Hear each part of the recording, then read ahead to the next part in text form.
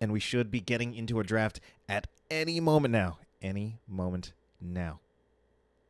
There we go. That's it. I guess, I think that may be why teams will actually take so long to get into a draft. It does actually make things so much more exciting for me. When we finally get into a draft, I'm actually very, very excited about it.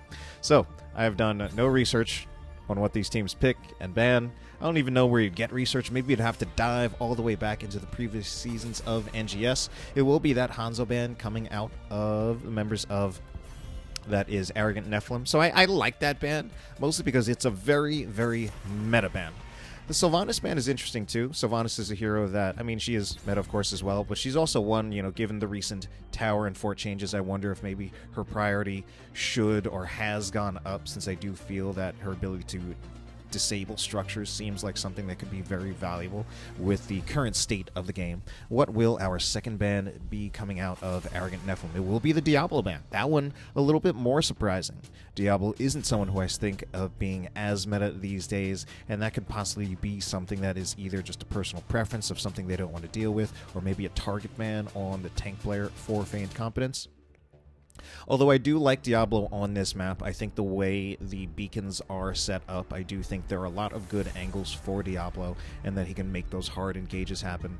As we take a look and see what is our next ban going to be, it's going to be the Kael'thas ban. The Kael'thas ban, I don't know, for Division 2, that one comes across as a little bit more of a surprise. I would think at Division 2, this might be a level where Kael'thas might not be seen as being so powerful, but it might just be a comfort pick on the side of Arrogant Nephilim.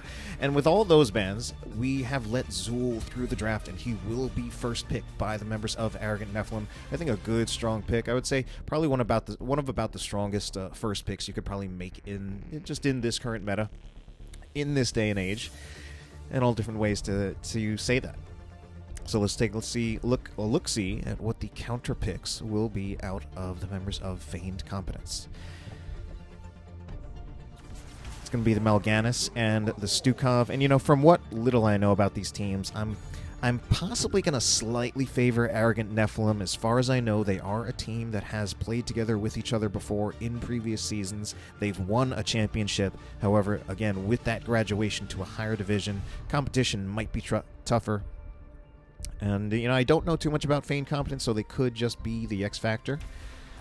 It's going to be the Deathwing pickup. Wow, Deathwing. So double Bruiser pickup, and both of those are, both the Deathwing and the Zul are heroes that it's not atypical to see them actually banned out even when you don't know if the opponent even plays them, just because sometimes you don't want to deal with them. So interesting to see them both picked up. Now that double Bruiser pickup does mean that eventually for the members of Arrogant Nephilim, it's got to be some kind of solo ranged DPS. But before we talk about that solo range DPS, the Greymane ban is interesting. I think that is something, of course, with the Zul root combo, especially the follow-up from the Anduin as well. Greymane is something that, if anything, I'm surprised they banned Greymane and didn't pick it themselves. Okay. Oh, so we thought we might have a Cho'Gall against a Deathwing game. I have seen that. I have seen that be a thing, even as high as in Division S, in fact, especially in Division S.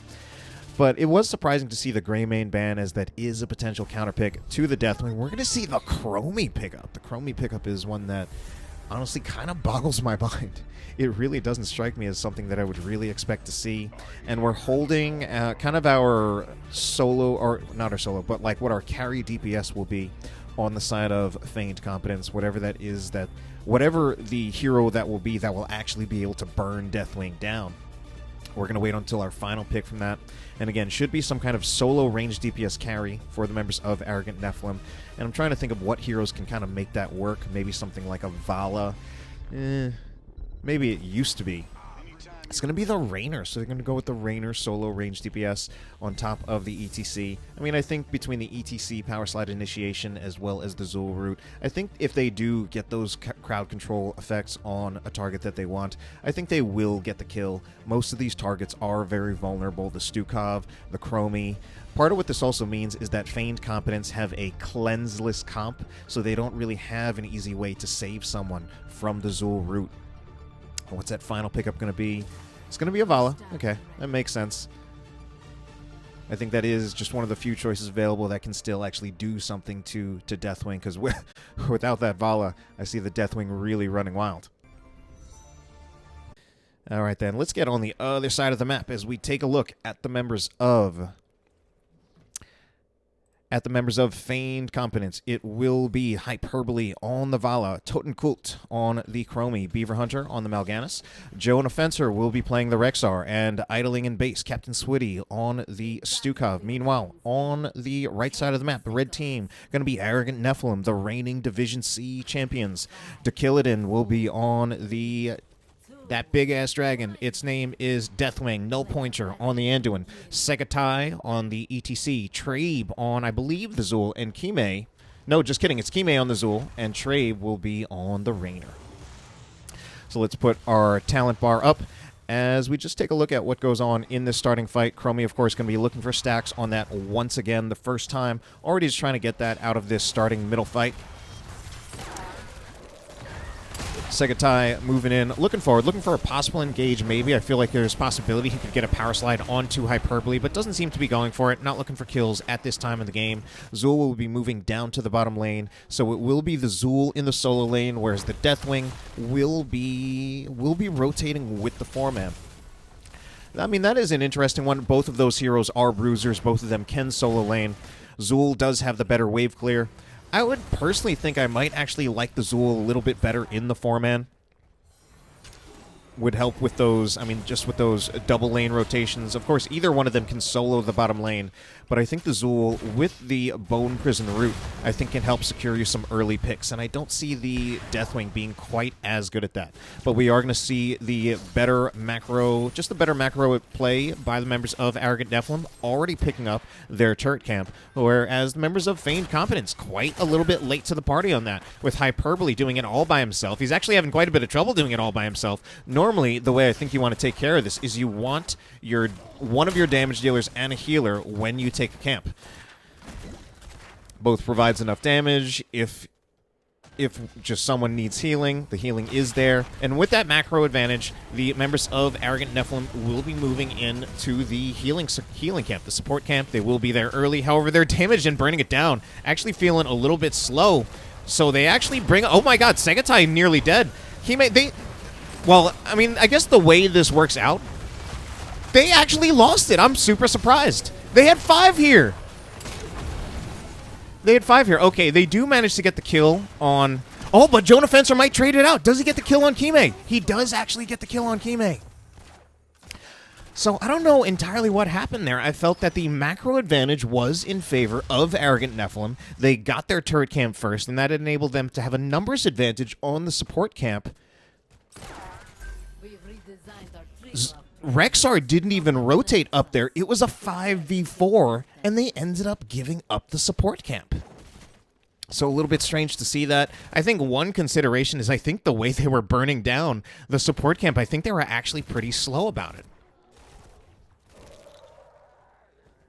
So we will see siege camps picked up by both teams, however. These taken just fine. Obviously, they're in pretty safe positions, so you won't see, probably not going to see contests of these camps anytime soon until we are later in the game when some of those structures, some of those forts have actually been taken down.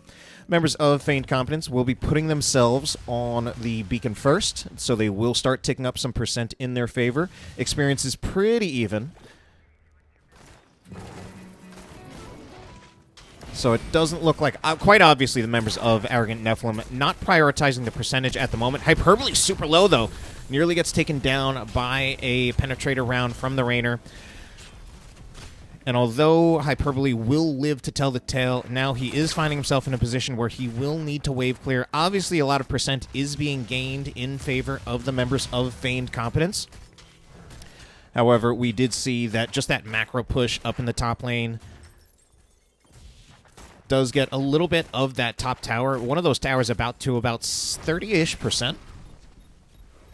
And now, with that, members of Arrogant Nephilim will move back down to the beacon. They do gain control of it.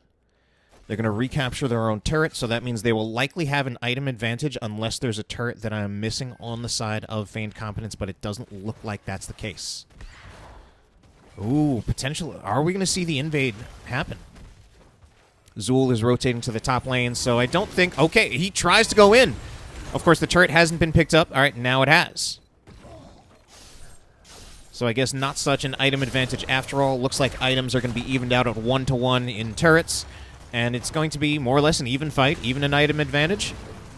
And let's just see who plays it out well. Stun will go out onto ETC. One also happens on Captain Squiddy. Jonah Fencer is super low, though, and he will go down. We're getting people burned alive by Dakilidin.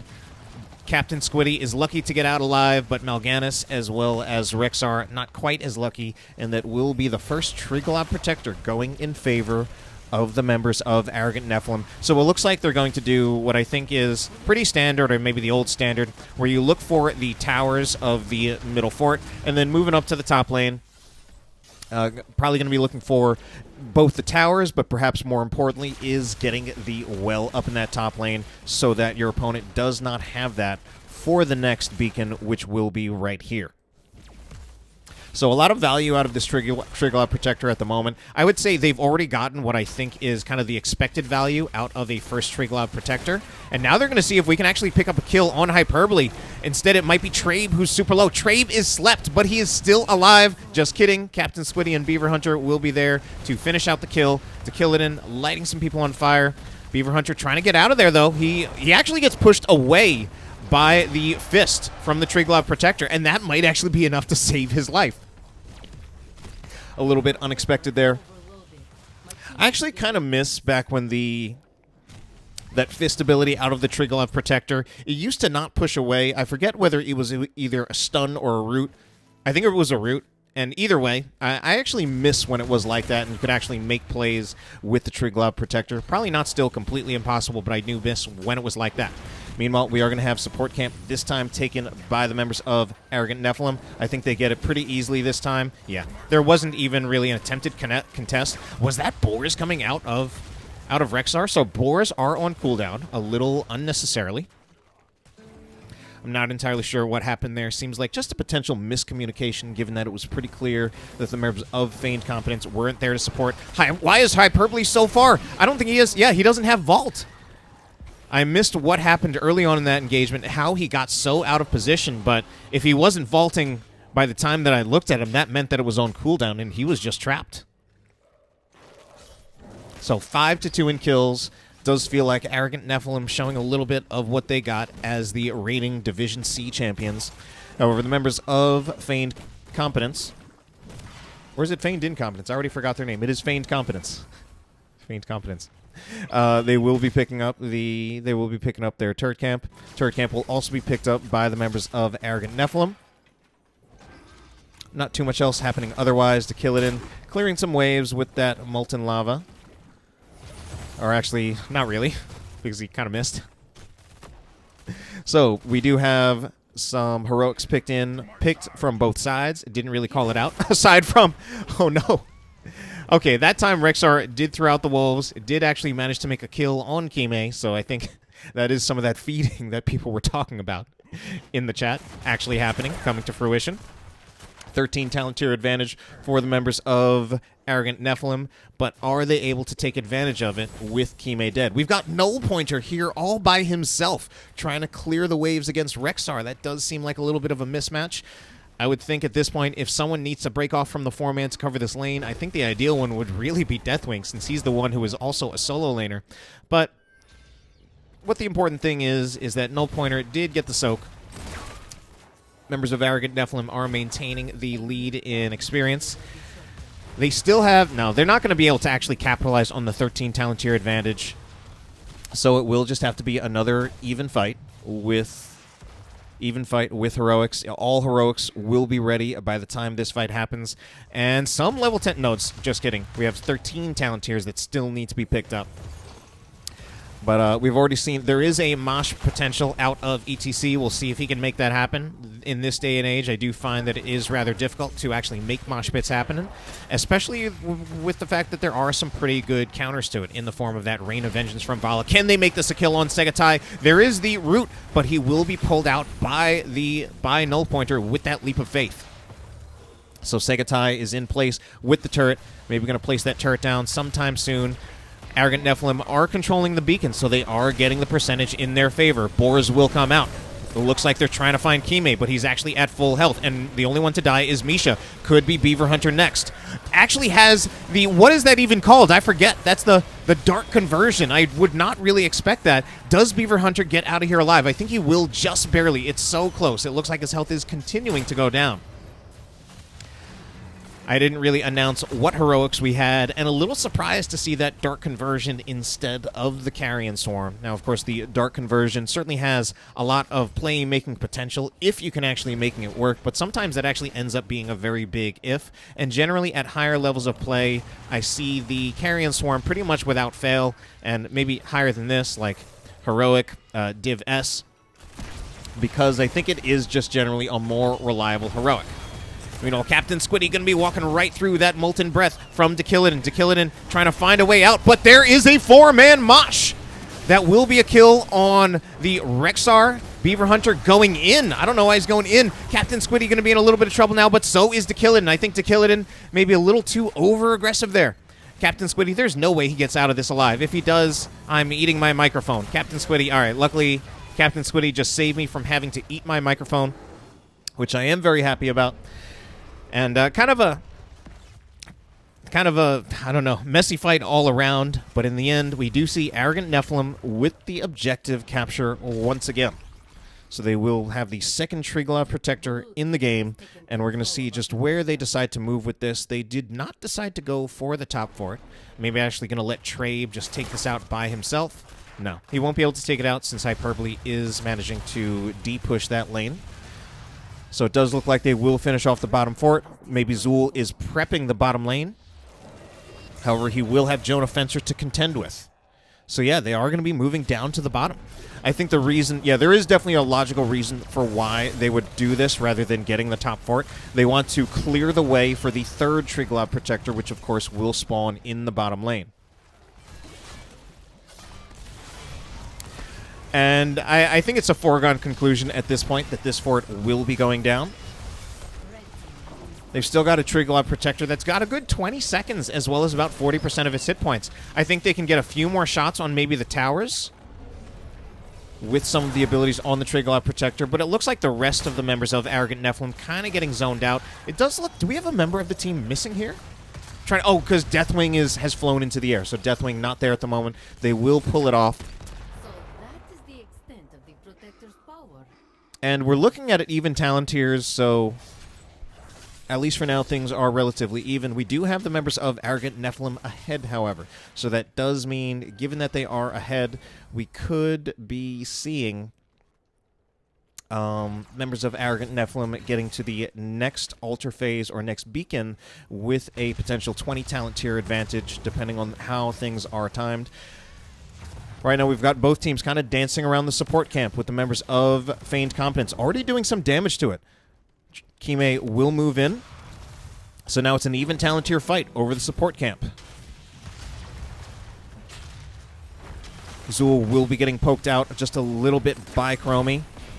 Engage attempt by Beaver Hunter. Sagatai is really low, but he does get pulled out by Anduin. And it does look like, with no real kills, members of Arrogant Nephilim will manage to actually finish off the camp and take it in their favor. Another mosh, solo mosh that was on Mal'Ganis. It does work. Interrupt came out from Squiddy, but not in time.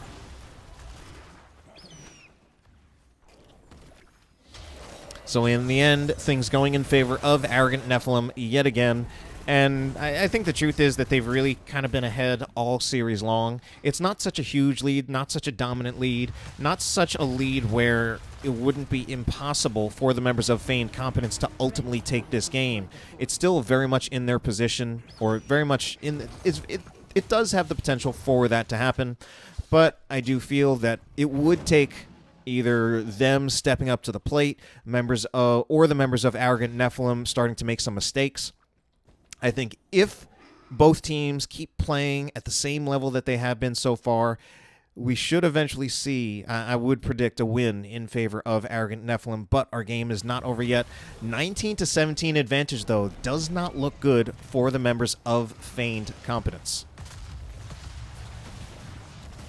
because this timing very much looks like the next objective phase will start and they won't be at level 20. So it seems like they might be seeing if they can try to get a fight before level 20, but we've got the members of Arrogant Nephilim just hiding behind the towers to deny the potential of an actual fight. And yeah, here we very much have it. So things didn't look so bad for most of the game, but this actually looks quite terrible. Beaver Hunter trying to look and see if he can get an engage on Kime, but his team is not close enough to see if they can actually get a response. I think at this point, I don't know, maybe they're going to go for their turret, but I almost wonder if they should maybe just go for like an aggressive engage on whoever they can find before level 20. And before I can even finish my sentence, level 20 is in.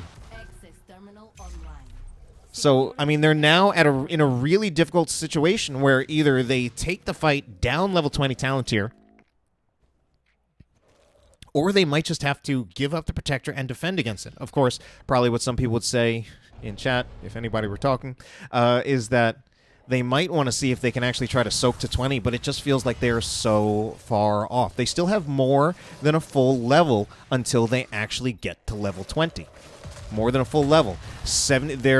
Okay, actually, it is the members of Arrogant Nephilim who haven't started getting the percentage yet, but they're getting it now.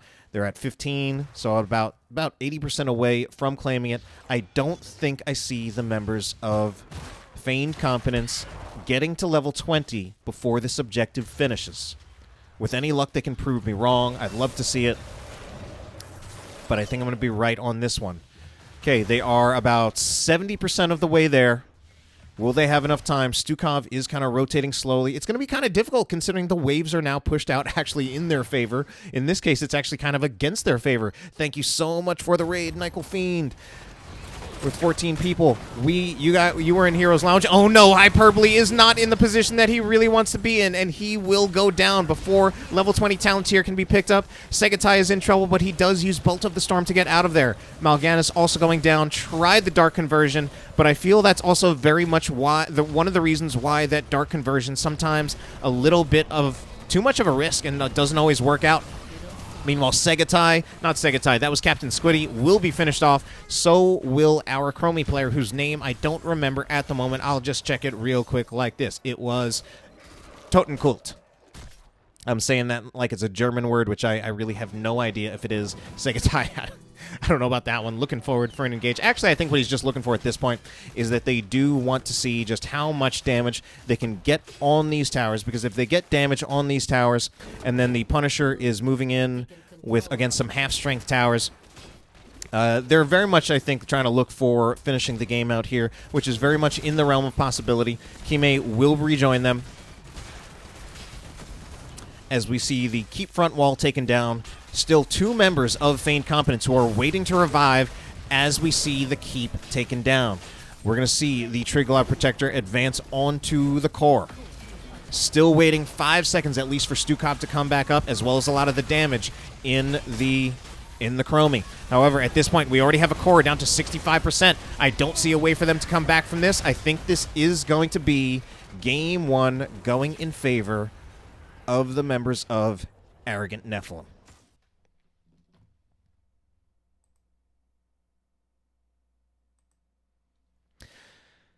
So, I did personally favor the members of Arrogant Nephilim to... I was expecting them to be the stronger team, and so far they have lived up to those expectations. So at least right now, it's looking good for them. That didn't feel like too close of a game, although it didn't feel like a super hard stomp. But you know what? Let's actually move on into our draft, which is starting just about now as we get into game number 2 of this series between Feigned Competence and Arrogant Nephilim, taking place on Dragonshire for game number 2. First pick will be going, and first ban will be coming out for the members of Arrogant Nephilim. Let's see what they will make for their first pick, or ban, rather.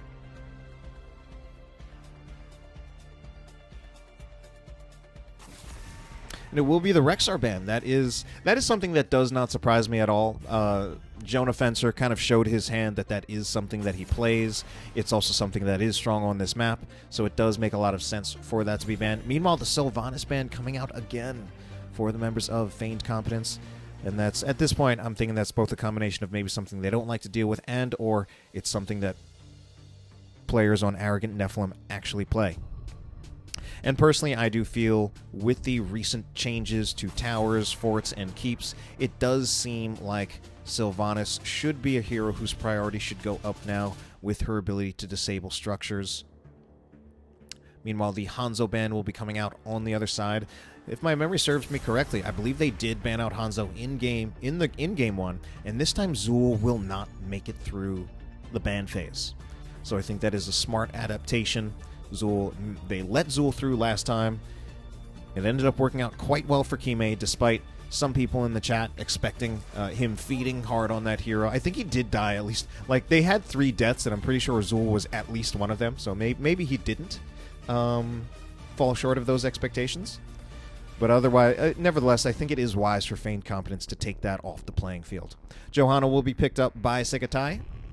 Johanna, obviously, just a very common tank at really all levels of play. Relatively easy to get value out of. Beaver Hunter will pick up the ETC in the first slot, and Totem Cult will be on the Li Ming this time. I like the Li Ming as I feel like a stronger alternative to the Chromie. I'm still not personally sold on Chromie as a hero ever since her rework where her Dragon's Breath was changed into a 3-shot volley instead of that single burst shot. But while I'm talking about that, we're going to have Deathwing picked up again. So Zul was not let through, but Deathwing was, and the members of Arrogant Nephilim do play it. Now, of course, the members of Arrogant Nephilim, which I've mentioned before, were the champions of Division C in the last season of NGS. And part of the reason why I'm saying that as if it's something that's significant is that the last season of NGS is when Deathwing was released. He was released in the middle of that season. He was really at the height of his power at that season. So being able to play as and or against Deathwing was definitely an important part of really, I think, succeeding back in that time. And it does look like Arrogant Nephilim, perhaps that was a strength of theirs, that they were paying attention to that part of the meta, did adapt to it, and had someone like Tequila who is apparently proficient on the hero. Tychus will be banned out. Tychus will be banned out. It strikes me as strange. I see this 1% base damage hero banned out by the team that doesn't have Deathwing and could possibly use a Tychus. Although I don't personally approve of Tychus very much. I don't believe in him very much. Would like a Greymane better if you're specifically looking for a ranged assassin with some kind of percent damage. Would prefer, honestly, just about anything other than a Tychus. Going to be the Blaze picked up in the solo lane, however, as well as a healer. So we won't find out what will be kind of the attack damage carry, even though I know really in Heroes of the Storm we don't necessarily use that phrase that much. I don't even have a League background, but I think it just feels good to say attack damage carry, and it does kind of describe the utility of those heroes. Although a lot of our attack damage carries are also hybrids, like the Vala or the Hanzo. So, final pick's going to be picked up for Trave and Kime. Will be the Rainer coming out for Trave, and the Malthael out of Kime. What will it be for the final pick coming out of Arrogant Nephilim? I almost feel like it's got to be like the Vala pick again. I'm just trying to think what else actually has percent damage against Deathwing. Because I feel like they want at least one 1% damage hero. Maybe they'll make it without it. I think maybe you could justify going with like a Zul Jin or something. Maybe. It's going to be the Alarak. Oh my god. That's crazy. A hero who does almost nothing to Deathwing. So I guess more of the thought is, I mean, of course, in most parts of the map, when they're in the 4-man, Deathwing should... Oh no, but... The way they run this, the way Arrogant Nephilim run this last game, they ran Deathwing in the 4-man, and I think they're just going to do that again. All right, then. So, I mean, I'm afraid at this point, I want to be fair to both teams, but, you know, if I'm going to choose which team I think won this draft, I think it's Arrogant Nephilim. I think they won the draft. They're probably playing better, so... Feigned Competence will have to do a lot of work to prove me wrong about both their draft as well as them as a team. They don't have any kind of percent damage against Deathwing. the Deathwing who will be in the 4-man. I'm like 99% sure. Like if I had to bet money on it, I would put Deathwing in the 4-man. I would think that he would be in the 4-man, and I think it is the right idea. So, I want to talk more about that Deathwing and the Alarak, but first let's just make sure we take a look at our teams. It's going to be the members of Feigned Competence, Totencult on the Li Ming, Hyperbole on the Alarak, Captain Squiddy will be on the Anduin, Jonah Fencer on the Blaze, and Beaver Hunter on the ETC. Meanwhile, up 1-0 in this series will be Arrogant Nephilim. Kime going to be on the... I can't even see it. He is the Malthael, I believe. Trabe on the Rainer yet again. Tequilidin on the Deathwing yet again. Segatai this time on the Johanna. And Null Pointer will be on the Stukov.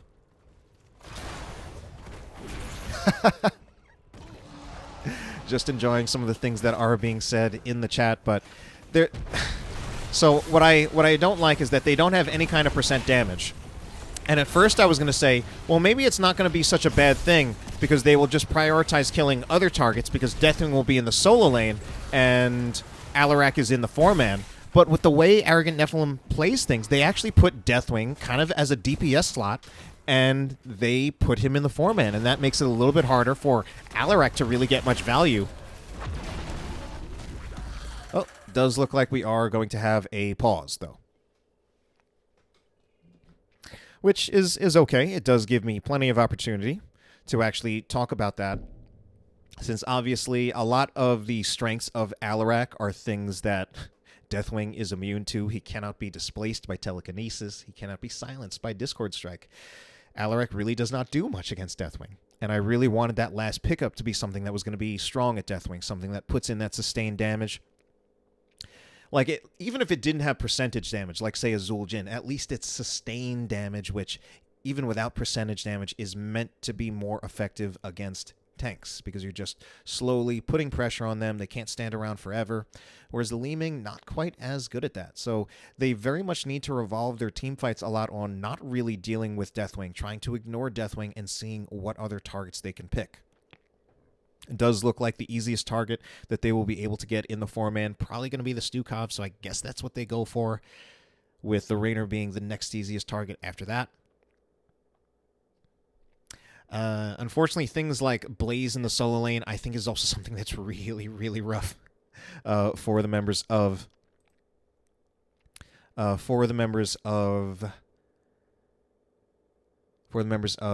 Jesus...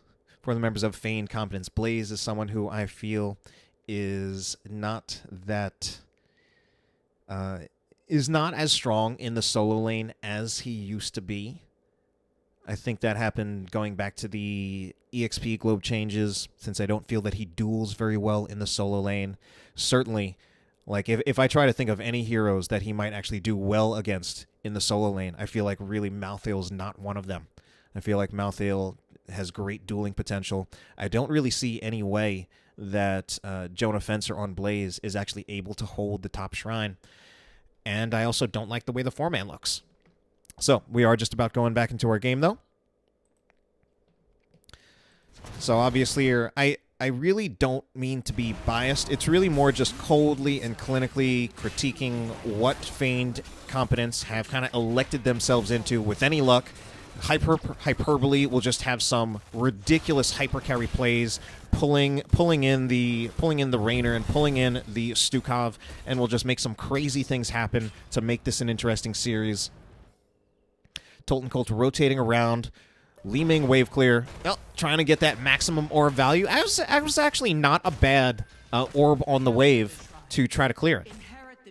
And this is also this is a composition that doesn't have the greatest wave clear. And, you know, since I'm assuming my friend Nyquil Fiend's still in the chat, but I feel like very much this would be an Echo Pedal game for ETC with the wave clear kind of looking the way it does for the members of Feigned Competence. Probably won't even be, but we are going to see the Dragon Knight picked up by a dragon. So it will be the Deathwing inside the Dragon Knight. Actually, it looks even smaller than he normally is inside the Dragon Knight. Looking to take down the towers. At the moment, he is being targeted by both towers, so he does move away a little bit. Wants to only be targeted by one, but he will be targeted by the other one again. That may just be part of those recent changes. But it does look like he's getting enough value out of this because well, there's a kill on ETC that I'm missing as I'm staring at a dragon slowly siege down some towers. Toten Colt will throw out some magic missiles, looking like a bunch of baseballs with this skin. And that wave clear. I mean, even with these two assassins being a little slow. And the Dragon Knight, amazingly, will actually be moved up to the top lane. Rather strange. I find that call rather strange. I would think they would want to move it to the bottom. Bottom overall just being a much more important lane in this game. I guess part of the reasoning for that is both of the DPS heroes for Feigned Competence were bottom, so it would have been somewhat easier to actually bleed or burn down Deathwing. But I think here's the real reason why they took it top. They wanted to get the Healing Fountain. They wanted to get the Healing Fountain, and they got the Healing Fountain, which will make things even harder for Jonah Fencer than it already is. I mean, as it is, I feel like Jonah Fencer does lose the matchup head-to-head against the Blaze. So I think the members of Feigned Competence, here are what I think their choices are. Either they need to rotate someone top in the middle of the altar phases, or they are really shrines. In the middle of the shrine phases to look for a kill, a gank on Kime. Or they need to see if they can actually just try to win the 4-man a little bit harder in the bottom, which unfortunately doesn't look like it's happening at the moment, so that they can work on sieging down the bottom fort. Toten Colt potentially in trouble, manages to step away from the stun from Deathwing, but takes a huge amount of damage in result anyway. Tried to tap, Baby doesn't actually have it, so Toten Colt will just need to hearth, and this will actually be, instead. We had rotations top, potentially to deal with the Malthael. Didn't work out. Toten Colt is kind of stuck here, trying to defend against the 4-man from Arrogant Nephilim, but there's really not a whole lot that Toten Colt can do about this. Toten Colt, needs to be super careful about actually not getting hit by the stun from Deathwing, because it could be followed up by a Condemn from the Johanna. And then Toten Colt was low enough that a few shots from Raynor, a little bit of that pepper, could have resulted in a kill. Siege Camp will be taken by Arrogant Nephilim at this time. We do have 2 heroes committed to the top. Hyperbole possibly looking in a situation where he might see if he can get a kill on Kime. I don't know if this is going to work out. I mean, I think they need both of them to commit to it together. I don't know if it'll be enough. Telekinesis actually misses. Kime is able to juke around. And ultimately, it's not enough. Unfortunately, just between the Blaze and the Alarak, I don't think that's enough to confirm the kill on Kime, unless there's just a serious misplay by Kime. And now Kime actually gets the help in the form of Dakilidin coming down here, flying down on the ground. And yeah, I mean, and now Arrogant Nephilim are closer to level 10, so they will be getting their heroic choices sooner. No Pointer actually in a bad position, though. But unfortunately, it's a shame to say it, because I'm resting what hopes I have left on Feigned Competence on this Alarak from Hyperbole, but so far it hasn't quite lived up to my hopes. His mechanics, at least for now, are not entirely there. A lot of attempted combos have missed. Level 10 talent tier can be coming in, so heroics will be coming in. I don't think Beaver Hunter wants to be in here any longer. Luckily for him, Blessed Shield was thrown out but missed. Okay, it does look like Li Ming. As I turn to look at Li Ming, ETC will be taken out. Missing heroes, getting killed. In fact, I've literally missed every single kill in this game. Ooh, no Pointer, though. Got to be a little bit more careful. That's actually the second time where he kind of put himself in a risky position. Because for the most part, Arrogant Nephilim still kind of outplaying the members of Feigned Competence. And if there is anything that could possibly put Feigned Competence back into this game, it could be someone like No Pointer sticking his head out just a little too far and getting it cut off. I don't know why I went for such a grisly metaphor right there. But we are going to see an invade that happened with only Toten Colt and Captain Squiddy were taking care of that siege camp. They're walking over that silence from Stukov. Jonah Fencer is in the back. He does get a stun. It is only on Trabe, and it has already expired. Johanna looking to get out of there. Jonah Fencer's in there. Bunker will go down. I think Segatai, I think they actually need to focus on Segatai. They're going in so deep, but Segatai doesn't have Iron Skin, and he's the one who's out of position. But they don't recognize it at the moment. Beaver Hunter's still really far in there. Segatai even was able to stay alive long enough that he got Iron Skin back, but eventually they do manage to find the kill on Stukov. A lot of damage was eventually put onto Kil'jaeden as well, so we do have Feigned Competence showing some signs of life right here with that engagement. That rotation from Blaze with the flank. Still some things in that engagement that I don't think quite went optimally, but can they make this a kill on Kime? And they do. So finally, the composition from Feigned Competence is showing what it can do, and I definitely don't think they had much chance to take this in the early game with respawn timers being low, not being able to group up as much. I think maybe as this game goes on a little bit longer, if they can group up a little bit more, they can use the blow-up potential that they have out of the ETC, Blaze. Basically, I'm just listing their entire draft outside of the Anduin. And yeah, our chat has called it. This is a Stage Dive ETC. Stage Dive ETC. I mean, there are a lot of good Mosh interrupts, but this is a main tank ETC. So yeah, it does strike me as a little bit surprising. Probably going to be hard to make a Mosh pit work, but, well, still a little bit surprising. So Blaze still up here on top. He does not win against Malthael. He just doesn't. Unfortunately, this is something that I've kind of learned the hard way myself in my own experiences playing in Heroes Lounge and then later NGS, where Blaze, especially on this map, I think it's hard. I think it was hard to even justify picking Blaze on this map, even back before the changes to the EXP globes, because he just could not deal with someone who could outduel him. So, members of Feigned Competence, they just managed to get to level 13. They will be picking up the Bruiser Camp in the bottom as they look to march that on in. DB Smiley with the raid. Thank you so much bringing in those 9 viewers as we close out what I'm pretty sure is the second to last series of the night. If you're wondering second to last, I think there is also a stream by Murda, who is casting some Division D, one more fight versus either Team Greed or We the Papegas, which I'm pretty sure is actually just the same team under 2 different names. I'm not sure which ones they're going by. So where is Alarak going at this time? They're split up. This is a weird split. Alarak is not exactly a great camp clear, and this is just going to be a really easy invade. Even if he wasn't here at all, this would be an easy take. I don't think Li Ming coming in here actually even makes a difference.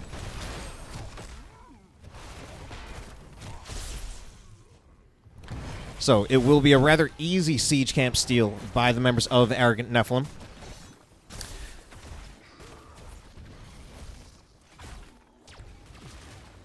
All right, Hyperbole looking to defend against this. That will be the commit, though, from the Cataclysm by Deathwing. They are in here. Past the fort. Deathwing, not Deathwing, that is the ETC. That was a stage dive with a light bomb. It was actually a pretty cool combo, but it doesn't look like it's enough. Jonah Fencer a little bit late to the party. Charges in right now. Oh, no. He's going to have to use Bunker just to survive. Oh, no. A little bit of a miscommunication there. Jonah Fencer trying to get in there to provide that assistance, but just a little too late.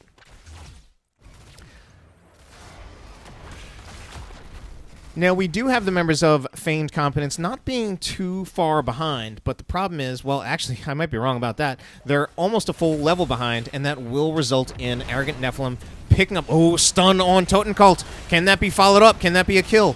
Will be pulled out by Captain Squiddy, however. So at this moment, Sigatai will be looking to take the bottom shrine back. No one is stepping on that, so that means it will eventually be taken, and this will be a channel opportunity for Deathwing there. The only one who can stop it is actually either Beaver Hunter or Captain Squid. They don't even stop it! Oh no! What happened? Alright, let's see if they can at least translate into a kill on Kime. Unfortunately, ETC Power Slide is on cooldown, was already used, and then Kime did just teleport around him. So, yeah, I mean, Kime not even dying here. It's still 16 talent tier advantage for Arrogant Nephilim. Things weren't looking too bad before, but I think they just... The more things go on, the more they spiral out of control. Oh, no! That actually seemed like such a good timing on that stage dive, if only he hadn't targeted the ground right in front of him. Like, if he had actually dove away into his own base, I think he would have lived against the last rites. It seemed so cool to me at the moment, until he came down right in the same spot.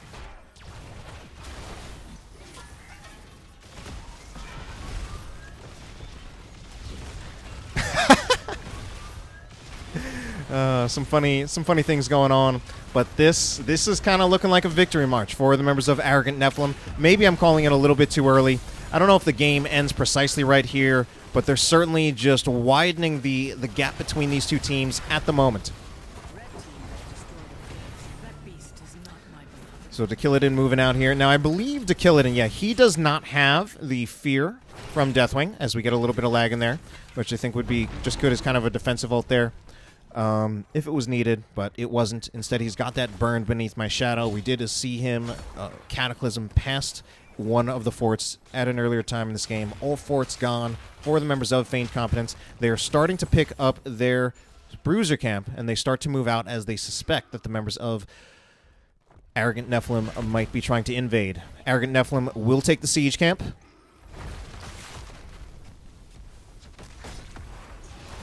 I mean, at this point, it's starting to feel like members of Feigned Competence almost just... At this point, I think they're also just kind of scared, and it does feel like they're kind of playing like that. Okay, maybe they're going to look for the gank on Segatai, but Power Slide does miss. Silence wears off, and Unstoppable from the Iron Skin is there. So failed engage, ultimately. They didn't use any heroics, however. Eventually, they are going to need someone to clear this up, however. Whether it's one of them or all of them. Probably what's going to happen is, as we see, and more importantly, as Arrogant Nephilim sees that the entire team is moving over here, members of Arrogant Nephilim will take advantage that time to get further macro advantage. They'll make it to level 20 first. As we have Raynor stabbing the Bruiser camp with his gun. Feigned Competence will attempt to take the camp in return. And it does look like they will get it. There will not be an invade in time. Totem Cult probably just going back to base. Yeah, and I do see... I'm seeing things in chat just a little bit late, as, of course, we're on a 30-second delay, because that is a rule, and, of course, it's just important to have. 16 to 18 is when you need to take the fight, and since the 16 to 18 opportunity has passed, they now have an extremely limited window with 7 to 19 before level 20 talent tier when they may still be able to take a fight.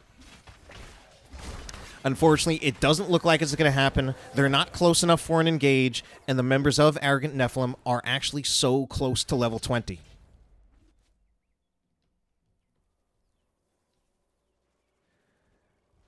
This is looking rough. I mean, obviously we're going to have it picked up.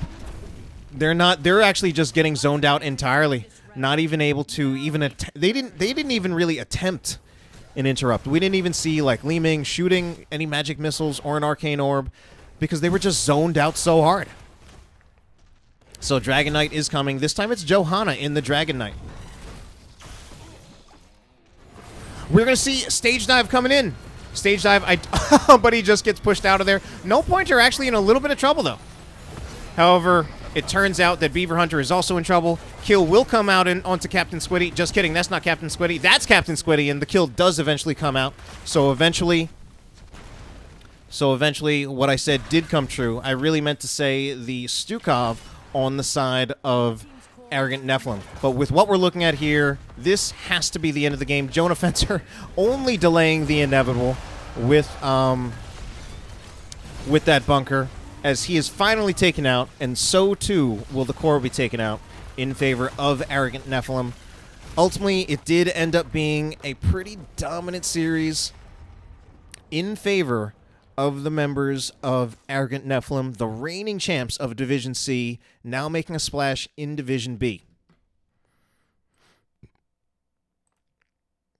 Just kidding. I don't know what I'm doing. Obviously, we're just playing OBS Scene Roulette. I wanted us to take a look at the match summary, of course. Actually, a relatively low kill game, and nevertheless, it did still feel pretty dominant. Just felt like Feigned Competence out-rotated all game. They did not get a single objective, and there was at least like 2 objectives that were almost like not even contested. So, best of luck to Feigned Competence as they move forward in the rest of the season, taking this first loss, or maybe they had a series before, probably not. And of course, don't want to be biased here, best of luck to Arrogant Nephilim as well. They were the champions of Division C last time. Maybe they'll try to see if they can make themselves the champions of Division B this time. Who knows? I don't.